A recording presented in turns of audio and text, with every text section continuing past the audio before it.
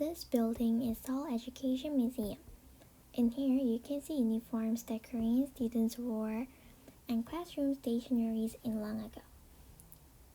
So you can experience many things like wearing uniforms or go inside of the old classrooms that showing the way of life of students in school. Also in here, you can see the education from Three Kingdom period to Korean War. Then let's go inside. Nowadays, South Korean education has 4 levels: elementary school, middle school, high school, and college. Did you know that Joseon Dynasty also has similar education as nowadays? Let me introduce about the 3 major schools during the Joseon Dynasty. Firstly, there was a school called Seodang, which was similar to elementary school nowadays. During the Joseon Dynasty, as the importance of Confucianism grew, village schools were created throughout the country.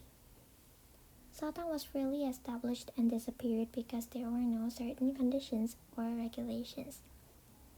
In some cases, a teacher was brought from the village to open a village school, or a nobleman, Confucian scholar, who failed to pass the final civil service exam established a village school in his house to teach local children. In the late Joseon Dynasty, the number of village schools increased significantly as commercial residents also tried to teach their children, and the number of foreign aristocrats increased as they set up village schools for a living. Parents collected grains in spring and autumn and paid tuition fees to the teacher of the village school. The number, age, and academic level of students attending the village school were also different for each village school. However, in general, students aged 7 to 16 were the most common. The contents of the study were mainly to learn the notes and meanings of Chinese characters through Chanjamun and memorize short sentences and learn instructive contents. Next is middle and high school education. Students who have completed primary education in Seodang will now prepare for civil service exams in schools such as Hangyu. Hangyu is a boarding school, and there was even a memorial service for Confucius' great virtue. Confucius was a Chinese man who made Confucianism for the first time and was very important in Joseon, where Confucianism was important. Therefore, in Hangyu schools, which teach Confucianism, held rituals to honor Confucius. In Hangyu, students don't need to join army, so the children of ordinary people who had to go to the army really wanted to go to Hangyu. The textbook in Seodang was a Chanjamun. Then how about Hangyu? There are many textbooks in Hangyu, and there are 2 representative ones. The first one is Hohak. It is a 6 book that students must learn from Confucian studies. It was a book there where they learn manners. Next book is the Taehak. Students can learn this after learning Sohak. The books teach the way of govern people well as an official and help to build wisdom. Taehak was so important that it was a book for the crown prince should read. Lastly, I will introduce about Seongyungwan, where I teach college education. Seongyungwan is the best educational institution in Joseon, and it was a place to train talented people with Confucian knowledge through education and academic research.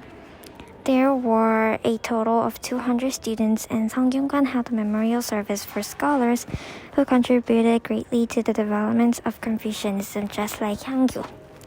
Seongyungwan students usually lived in dormitories. In general, it was able to enter Seongyungwan if they passed the first level of the civil service exam. However, children of high-ranking officials could enter irregularly, but they often had a hard time learning because they did not enter the school with their skills.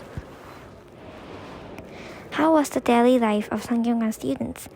First, students start the day by ringing a big drum in Seongyungwan. They woke up when it rang once, changed classes when it rang twice, and went to the restaurant for breakfast when it rang 3 times. There is something that Seongyungwan students must do when go to a restaurant, which is attendance check. Attendance check was done in the restaurant in the morning and evening.